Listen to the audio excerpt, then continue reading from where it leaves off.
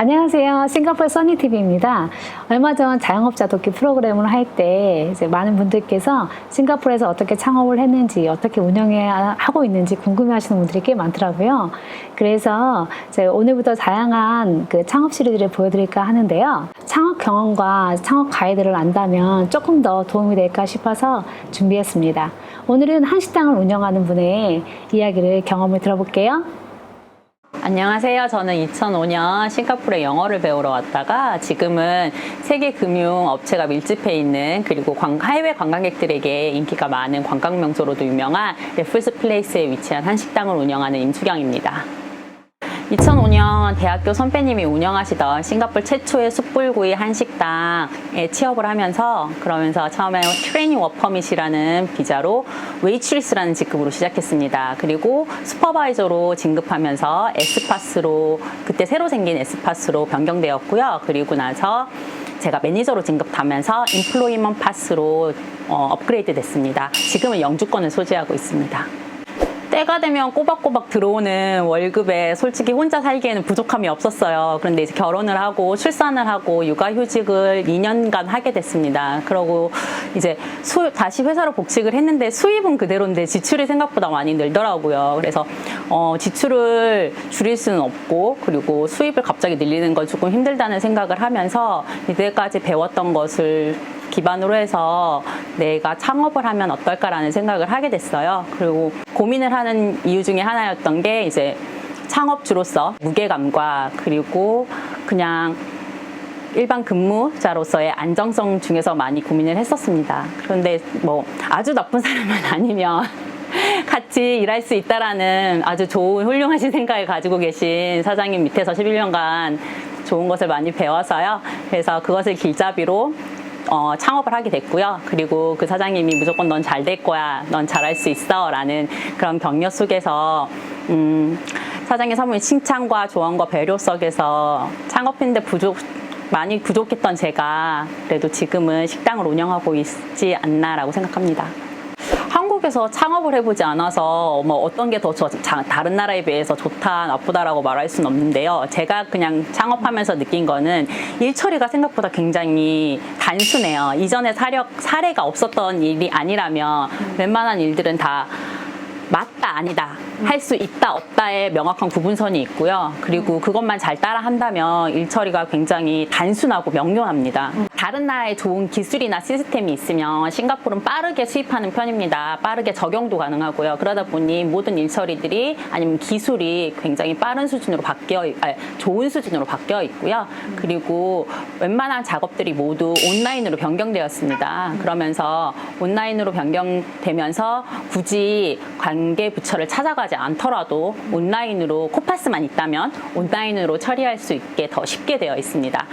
그리고 제가 처음에 왔을 때 2005년도에 대장금이나 한국 드라마들이 굉장히 유행을 했었어요. 그러다 보니까 한국인들에 대한 인식이 굉장히 좋습니다. 일단 생활 습관 같은 것도 굉장히 좋다고 생각하고 있고요. 그리고 인식도 굉장히 좋은 편이에요. 한류의 영향으로 싱가포르의 가요, 한국의 가요도 굉장히 많이 유행했고, 그리고 한국 사람들에 대한 친밀한 인식 때문에 사업하는 것에 대해서 바이어를 만난다던가 고객님을 응대할 때 좋은 인식을 가지고 대해주시는 분들이 많습니다. 그러다 보니 아무래도 일이 순조롭게 이루어지는 편입니다.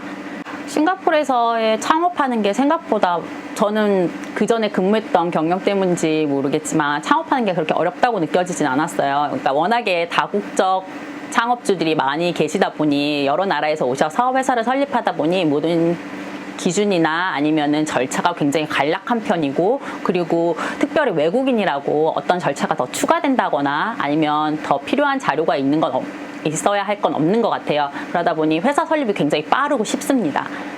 경찰들이 과연 할 일이 있을까 싶을 정도로 싱가포르의 치안이 굉장히 좋은 편인데요. 범죄율 0%를 도전으로 하는 그런 국가 정책 때문인지 싱가포르 뭐 길가에 돌아다니는 팔뚝만한지 아니면 손바닥만한 바퀴벌레, 갑자기 막 비닐봉지를 낚아채는 공원에서의 원숭이들만 아니라면 밤길이 그렇게 무섭거나 위험하지 않다고 생각합니다. 그러다 보니 아무래도 저에게는 밤늦게 자정까지 근무하고 자정 이후에 퇴근하는 시간이 많아요. 그러다 보니 밤길이 좀 걱정되기도 하는데 그런 면에서는 싱가포르이 참 안전하다는 생각이 듭니다. 조물주 위에 건물주라는 싱가포르 얘기가 있습니다. 아무래도 나라의 대부분의 영토가 국영지다 보니 건물주는 나라에 내야 하는 세금이 있고 그러다 보니 가게 월세가 생각하시는 것보다 많이 비쌉니다. 뭐 어쩔 때는 이제 매출의 30%를 차지할 정도로 굉장히 높은 월세를 내야 하는데요. 식당에 종사한 지 15년 정도 되다 보니 지인들이 예기치 못하게 계약이 파기되는 경우를 많이 봤습니다. 예를 들어서 다음 임차인이랑 이미 계약을 했다. 월세를 높여주지 않으면 계약을 할 수 없다. 아니면은 뭐 건물주가 직접 들어와 운영을 하겠다. 혹은 뭐 냄새가 심하다 혹은 소음이 심하다는 이유로 영업 분야를 바꾸겠다라고 하면서 일방적으로 계약 해지를 통보하는 경우가 많아요. 그러다 보니 재계약이 이루어지는 시기 때마다 항상 좀 긴장하게 되는 것 같습니다. 그리고 만약에 재계약이 이루어지지 않으면 다음 임차인이 저희의 집기나 아니면 저희의 설비들을 인수하지 않게 될 경우에는 한국에서 흔히 말하는 권리금이라는 것조차 받을 수 없게, 권리금이나 아니면 그 설비에 대한 어떠한 인수비도 받을 수 없고 그냥 쫓겨나야 하는 경우가 있습니다. 그리고 오히려 설비를 인수시키지 못할 경우 그 모든 설비나 모든 자재들을 다 떼어내거나 아니면 그 떼어내는 비용을 건물주에게 지불하고 나와야 하는 경우가 있어서요. 재계약 시기가 되면 항상 긴장하게 됩니다. 그리고 저도 중개인을 통해서 계약을 했는데요. 중개업자들도 물론 다들 바쁘시고 좋은 일을 하시는 부분이 있는데 그런 계약 파기와 관련된 문제가 생겼을 때는 적극적으로 대응하지 한다기보다는 이미 마음이 변한 건물주의 마음을 돌리기에는 좀 역부족이라고 생각을 합니다. 물론 뭐 열심히 사후 처리까지 잘해주시는 분들도 있지만 대부분 계약에 집중하시는 편이라서 중개인들의 도움을 기대하기는 조금 어렵습니다. 저도 일하는 엄마였어요. 2015년에 출산을 하고 그러고 저희가 창업을 2016년 12월에 했는데요. 그러다 보니 아이가 어리고 또 창업을 한 시기다 보니 근무하는 시간이 너무 길었어요. 그래서 하루에 1시간도 아이를 보지 못할 때가 많았습니다. 물론 뭐 다들 일하시는 엄마 분들이 그렇게 다들 힘들어 하시지만 제 마음속에는 아이를 오랫동안 볼 수 없다, 아이를 제대로 챙기지 못했다라는 죄책감 같은 게 많이 있었어요. 그러다 보니 뭐 그 죄책감에 일에도 집중할 수 없고 육아에도 집중할 수 없는 상황이 벌어졌었어요. 늘지 않는 영어, 도저히 알아들을 수 없는 중국어, 오히려 줄어드는 한국어. 그러니까 처음에 저 2005년에 왔을 때 제가 중학교부터 배웠던 영어는 정말 말 그대로 말하기 듣기에는 아무 소용이 없었어요. 뭐 대부분 독해 아니면은 쓰기 위주의 공교육을 받다 보니 처음에 왔을 때는 도저히 알아들을 수도 없고 말도 안 나오더라고요. 심지어 이 싱가포르에 약간 중국의 억양이 섞여 있는 싱글리시라는 게 있어요. 라, 막 이런, 마, 이렇게 이런 뒤에 이제 수식어 같은 게 붙어 있고 그리고 또 액센트나 인토네이션 같은 것도 굉장히 특이해요. 그러다 보니 전혀 더 못 알아듣겠더라고요. 근데 그런 데다가 제가 근무하는 근무지에는 아무래도 싱가포르이 중국계 국민들이 많다 보니까 중국 본토에서 온 중국 직원들을 많이 채용하게 됐어요. 그러다 보니 이제 중국 직원들과 소통을 해야 되는데 그런 중국 직원들이 영어 1, 2, 3도 못하는 경우도 너무 많더라고요. 그러다 보니 생존하기 위해서 이 직원을 꼭 같이 일하게 하겠다는 그런 일념하에 중국어도 생존형으로 배우게 됐습니다. 그리고 또 아무래도 책을 읽거나 하는 시간이 없다 보니 한국어 어휘력은 또 줄어들게 되더라고요. 가끔씩 이제 이게 한국어로 뭐였더라? 이렇게 생각하는 영단어들이 생각이 많이 나더라고요. 그러다 보니 아무래도 언어적인 문제도 처음에는 많이 있었던 것 같아요. 물론 뭐 창업 시기는 아니었지만. 그리고 지금은 이제 창업이 제가 모국어는 한국어잖아요. 그러다 보니 외국어로 되어 있는 문서 뭐 이런 것들을 다 보는 것이 제가 그렇게 뭐 훌륭한 독해 시설을 가지고 실력을 갖고 있지는 않다 보니 그런 것들이 조금 문제가 있긴 하지만 그래도 지금 현재 뭐 웬만한 서류나 서신들, 정부에서 오는 서신들은 뭐 영어 사전을 굳이 찾지 않더라도 읽을 정도 될 정도에 그냥 만족하고 있습니다. 뭐 건물주는 어떻게 제가 할 수 있는 부분이 아니고 월세와 관련된 부분은 제가 뭐 노력한다고 이루어지는 건 아니지만 한 가지 뭐 팁을 드리자면 굳이 개인형으로 가지고 있는 건물일 경우에는 중개인이 있다고 하더라도 건물주와 좋은 관계를 유지하는 게 저는 좋다고 생각해요. 만약에 건물주가 큰 기업의 형태를 가지고 있다면 담당자가 보통 대부분 저희 유닛을 관리하고 있는 담당자가 있는데요. 그 담당자와도 좋은 관계를 유지하는 게 아무래도 재계약이나 뭐 건물주로부터 내려오는 명령 같은 게 잘 전달되는 편이고 저희의 애로사항이나 힘든 점 같은 것도 잘 전달되는 편이니까요. 좋은 관계를 유지하시는 게 저는 좋다고 생각해서 그렇게 하고 있습니다. 그래서 이번에 재계약도 잘 이루어졌고요. 그리고 저는 굉장히 럭키했던 게, 그러니까 행운이었던 게 저희 친정 엄마가 출산부터 저희 아이가 만 4세가 넘을 때까지 저희 딸을 돌봐주셨어요. 그러다 보면 친정엄마 찬스가 아주 저에겐 큰 힘이 되었습니다. 그러니까 엄마가 안 계셨으면 일에도 집중하지 못하는 그런 육아와 일을 병행하는 생활이 이어졌을 텐데요. 엄마가 딱 돌봐주시니까 믿고 맡길 수 있어서 저는 일에 조금 더 전념할 수 있지 않았나라고 생각합니다. 싱가포르이 작은 나라라서 뭐 다른 지역의 특성이 없다라고 생각하실 수도 있는데요. 사실은 싱가포르이 작지만 각각의 지역의 특성이 있습니다. 예를 들어 저희 매장에 위치하고 있는 CBD 같은 경우는 주말에는 사람이 없지만 주중 점심에는 사람이 아주 많은 편이에요. 그러니까 점심 장사에 좀 치중해야 한다든지 탄종바가와 같은 탄종바가는 전혀 한국 식당들이 굉장히 많이 몰려있는 지역이에요. 그러다 보니 한국 음식을 좋아하거나 한국 문화를 좋아하시는 젊은 분들 그리고 또 가족 단위의 분들도 많이 가시는 길입니다. 거기는 점심 장사보다는 저녁 장사에 조금 더 치중하시고 그리고 또 HDB나 콘도미움이 밀집되어 있는 주거 지역은 그때는 주말에 조금 더 바쁘고 이런 식으로 약간 특성이 다 있어요. 그러니까 어디에 창업하실지 그 지역에 대한 충분한 조사를 하시고 어떤 형태의 비즈니스를 어떤 형태의 식당을 준비하실지에 대한 충분한 시장 조사가 필요하다고 생각합니다. 그리고 싱가포르는 음식점을 창업하실 때 음식점의 형태가 굉장히 다양한 편이에요. 푸드코트, 호커센터, 그리고 푸드샵, 레스토랑, 캐주얼 다이닝, 클래식 다이닝, 커피 스토어 뭐 다양한 종류의 그 이외에도 다양한 종류의 형태의 요식업이 현존하고 있고 그런 관련 규제가 있는 다른 편입니다. 그러다 보니 본인이 창업하시고자 하는 그런 업종이 어느 형태에 들어가는지 거기에 맞는 기준을 충분히 알고 숙지하신 다음에 그런 다음에 일을 진행하시면 아무래도 편안하게 창업하실 수 있다고 생각합니다. 그리고 싱가포르 같은 경우는 아무래도 외국인이다 보니 외국인 고용과 관련된 법이 현지인 고용과 관련된 법이랑 다릅니다. 그러다 보니 구인을 하실 때 현지인을 채용하시거나 아니면 외국인을 채용하실 경우에 대한 정확한 규율을 숙지하시고 그러고 채용하시는 게 아무래도 좋을 것 같아요. MOM 규율 같은 경우는 대부분 외국인을 고용하는 경우에 해당합니다.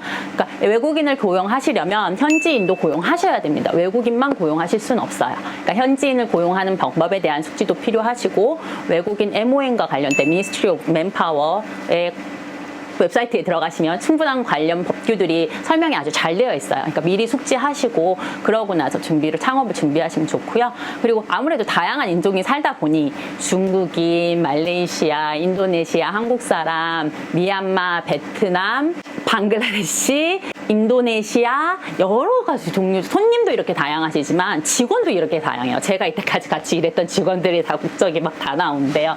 근데 그 다양한 국적만큼이나 그들의 문화를 조금 이해하시는 건 굉장히 중요해요. 예를 들어 같은 싱가포르 사람이지만 불교계 사람들은 소고기를 먹지 않는 경우가 많습니다. 그리고 혹은 무슬림 같은 경우는 돼지고기를 먹질 않아요. 하지만 그들이 일은 할 수 있어요. 이런 거에 대한 배려 그리고 서로 존중하는 마음 그 문화에 대해서 조금 이해하신다면 직원 채용에 조금 쉽지 않을까라는 생각을 합니다. 또 또 하나는 CPF, 우리나라로 말하면 국민연금에 해당하는 그런 CPF 관련이 굉장히 좀 중요해요. 창업을 하시는데 그게 이제 보통은 싱가포르 사람을 고용하시게 되면 연금이 들어가게 되어 있습니다. 고용주는 17%의 연금, 보통 이제 일반 35세 이상, 35세에 그 준하는 기준에 따르면 고용주는 17% 그리고 노동자 본인은 20%의 연금을 꼬박꼬박 나라에 CPF 보드라는 데에 입금을 해야 됩니다. 그런 것들 미리 수취하시고 그리고 각종 세금이 있어요. 인컴택스나 아니면 회사에 관한 인컴택스들. 그러니까 모든 세금들을 미리 좀 아시면 아무래도 창업하실 때 일 처리가 빠르게 진행될 수 있습니다. 계약서를 쓰기 전에 가장 먼저 하셔야 할 일들은 대부분 이제 계약서를 쓰실 때 대부분 건물주들은 회사랑 계약을 하고 싶어 합니다. 개인적인 명의로 이거는 계약을 할 수 있는 부분이 아니기 때문에 회사 서류를 먼저 하셔야 돼요. 여기는 이제 아크라라고 해서 ACRA 비즈 파일이라는 거를 아크라 비즈 파일이라고 보통 명시를 하는데요. 그 아크라 비즈 파일을 회계사에게 의뢰를 하시던가 아니면은 에이전트에 의뢰하셔가지고 비즈 파일을 먼저 만드시고 그리고 회사 고유 번호 UEM 번호라고 많이들 얘기를 하는데요. 뭐 각자의 회사 설립 형태에 따라 다르긴 한데 가장 많이 쓰는 프라이빗 리미티드 같은 경우는 UEM 번호가 많이 나옵니다. UEM 번호를 사용하는데 그 번호를 먼저 받으셔서 모든 일을 진행하시는 시작점이라고 보시면 됩니다. 그러고 나면 UEM 번호가 나올 경우 그 UEM 번호를 기초로 해서 코파스 어카운트를 여셔야 돼요. 이 코파스가 지금 제가 다시 일을 하면서 생각해보니 굉장히 중요한데요. 모든 웬만한 정부의 온라인 사이트에 이 코파스를 이용해서 로그인하고 서류를 접수하도록 되어 있어요. 그러니까 아크라 번호를 받으셨다면 그 다음에 코파스 어카운트를 신청하시면 계약의 이제 준비가 시작됩니다. 계약하실 때는 싱가포르에 은행 계좌도 개설해놓고 시작하시는 게 좋아요. 웬만하면 이제 모든 건물주 같은 경우는 아니면 관리 업체 같은 경우는 수표로 보증금이나 아니면 월세를 받습니다. 뭐 현금으로 지급하는 경우는 거의 없는 것 같아요. 큰 금액을 현금으로 가지고 다니는 사람도 별로 없겠죠. 그러다 보니 은행 개설을 하셔야 됩니다. 은행 각각의 특징이 조금 있어요. 여기에 뭐 주요 싱가포르 은행에 가셔서 필요한 아크라 파일이랑 본인의 신분증을 가지고 가시면 그렇게 어렵지 않게 은행 계좌를 개설하실 수 있습니다. 근데 두세 번 가지 않으시려면 미리 은행 웹사이트에 방문하셔가지고 준비해야 할 서류들을 체크하시고 가시는 게 가장 좋을 것 같습니다. 그리고 나서는 매장과 이제 계약을 시작하시게 될 때 매장의 계약은 대부분 중개인을 통해서 하게 되어 있습니다. 중개인을 통해서 자세한 내용을 계약서를 꼭 숙지하셔야 됩니다. 저 같은 경우는 제가 이 가게를 인수했을 때 전전세 임대라는 걸 모르고 계약을 했어요. 그러다 보니 계약서를 꼼꼼히 보지 않고 전전세 계약도 모르는 상태에서 계약을 하다 보니 원래 건물주 그 이후에 1차 임대인 제가 2차 임대인이었던 거죠. 그러다 보니까 2차 계약을 할 때 재계약을 할 때 이 1차 중개인과의 문제가 조금 많이 있었어요. 그러니까 계약서를 꼼꼼히 보시고 어떤 내용인지 미리 숙지를 하시고요. 그러고 중개인과 충분히 얘기를 하고 변경사항이나 변경하고 싶은 내용을 건물주에게 반영할 수 있으니까요. 천천히 보시고 계약서를 잘 검토하시는 것도 중요하고요. 여기는 변호사가 공증을 하게 되어 있습니다. 모든 뭐 스탬 듀티나 아니면은 변호사 리갈피라고 해서 그런 비용들을 건물주가 임차인에게 부과하는 경우가 있는데요. 내시고 하세요. 꼭 하셔야 됩니다. 나중에 문제가 생겼을 때 저희가 법적으로 문제가 생긴다든지 아니면은 뭐 정책상의 문제가 생겨서 할 때 꼭 필요한 절차이기 때문에 반드시 변호사 공증과 그리고 중개인의 입회하에 모든 걸 진행하시는 게 좋다고 생각합니다. 계약서를 쓰고 나면 이제 보통은 계약서 뒤에 설계도를 같이 첨부합니다. 이거 굉장히 중요해요. 뭐 허가서를 내거나 이럴 때 꼭 필요한 거거든요. 그러니까 잘 챙겨두시고 그리고 설계도는 뭐 소프트 파일로 항상 가지고 다니시는 게 좋고요. 그리고 또 프린트한 출력되어 있는 종이도 보관해 두시는 게 좋습니다. 그리고 수리를 계약을 하셨으니 당연히 가게가 인수한 가게가 아닌 이상은 약간의 수리가 다 들어가야 되는데요. 이 수리를 할 때 업체 선정이 저는 굉장히 중요하다고 생각해요. 왜냐하면 싱가포르에는 다양한 업체들 그리고 다양한 등급의 업체들이 있어서요. 꼼꼼히 비교해 보시고 그러고 관련 법규도 조금 더 숙지를 하신 다음에 같이 일하면 일이 조금 더 빨리 진행될 수 있습니다. 그리고 모든 수리가 거의 끝날 때쯤 되면 소방 시설 그리고 전기 시설과 같은 그런 주요 시설에 대한 승인이 필요합니다. 전문가 입회하에 제대로 설치가 되었는지 그리고 문제는 없는지 안전 한지에 관한 그런 허가증을 받아야 하는데요. 그런 허가를 받을 때 설계도 중요합니다. 설계도 꼭 챙기시고요. 그리고 거기에 필요한 서류를 미리 알아두시면 전문가가 오셨을 때 바로 일처리가 진행되는 빠른 일처리를 경험하시게 될 겁니다.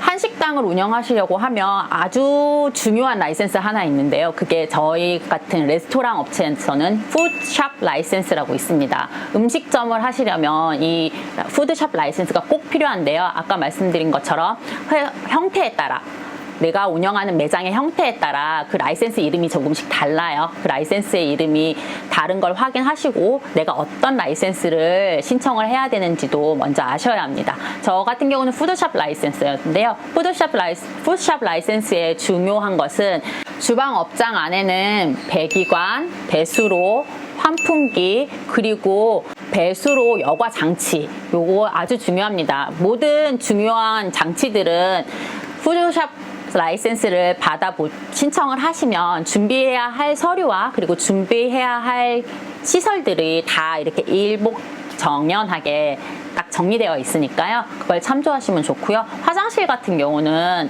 손을 씻는 세정제 그리고 손을 닦을 수 있는 드라이어 혹은 수건 그리고 티슈가 꼭 구비되어져 있어야 합니다. 물론 환풍기, 환기 시설 같은 것도 되어 있어야 하고요. 그리고 매장 내에 적절한 휴지통의 개수, 위치, 그리고 지금 코로나 바이러스 때문에 많이 문제가 되고 있기도 한데요. 손을 씻을 수 있는 세정제의 위치도 아주 중요합니다. 이런 것들을 미리 알고 준비해 놓으시면 전문가 입회하에 바로 빨리 승인 나는 푸드샵 라이센스를 준비하실 수 있습니다. 한식당을 운영하시는 분들은 주류를 판매하실 경우 리컬 라이센스를 신청하셔야 됩니다. 이건 푸드샵 라이센스와 다른 관련 부처에서 운영을 하고 있고요. 싱가포르 폴리스에서 신청하시면 됩니다. 등급에 따라 다르긴 한데요. 보통 자정 전까지 주류를 판매할 수 있는 등급을 많이들 신청하시고요. 그 이외에도 다른 등급의 주류 라이센스가 있으니까요. 그거는 싱가포르 폴리스 사이트에 들어가셔서 필요하신 것들에 대해서 알아보시는 게 좋겠네요. 2005년부터 지금까지 한국 식당에서 계속 근무를 하다 보니 그 근무 경험을 바탕으로 2016년 제 가게를 열게 되었고 창업하게 되었습니다. 그때 제 동생이 10년 동안 소독기 업체에서 근무를 하다가 저의 SOS 요청에 응해서 저희 한식당에서 같이 근무를 하게 됐는데요. 한식당도 운영하고 있고 소독기 사업도 계속 하고 있었어요. 근데 지금 코로나 바이러스 때문에 소독기 사업이 갑자기 매우 바빠졌어요. 그러다 보니 소독기 사업만 할 회사를 다시 또 창업하게 됐습니다. 그러다 보니 아무래도 회사를 개설하는 일에 대해서 좀 더 많은 걸 알게 되고 또 그때와는 다른 부분이 있더라고요. 그리고 창업하는 업주들을 위해서 정부가 지원하는 것도 많이 있어요. 그런 부분에 대해서 조금 더 배우고 있고요. 신청을 해놓은 상태고 그리고 아무래도 또 다른 회사를 창업하다 보니 자본이 조금 많이 부족해서 그런 정부 자본 지원에 대한 것도 공부를 하고 있습니다. 대출도 신청하고 있고요. 그러다 보니 그런 것들을 잘 이용하시면 조금 더 편하게 창업하실 수 있다고 생각합니다. 제가 현재 운영 중인 한식당은 계속 잘 됐으면 좋겠고요. 그리고 소독기 사업은 워낙에 코로나 바이러스 때문에 위생에 대한 중요성을 깨닫고 있고 싱가포르 사람들도 점점 소독기에 관심을 많이 가지고 있는 편입니다. 그러다 보니 회사에 그 관련된 법을 잘 적용해서 아직 소독기와 관련된 법이 그렇게 명확하게 없는 것 같아요. 그런 법을 좀 잘 숙지를 해서 저도 소독기 사업이 많이 번창했으면 좋겠습니다.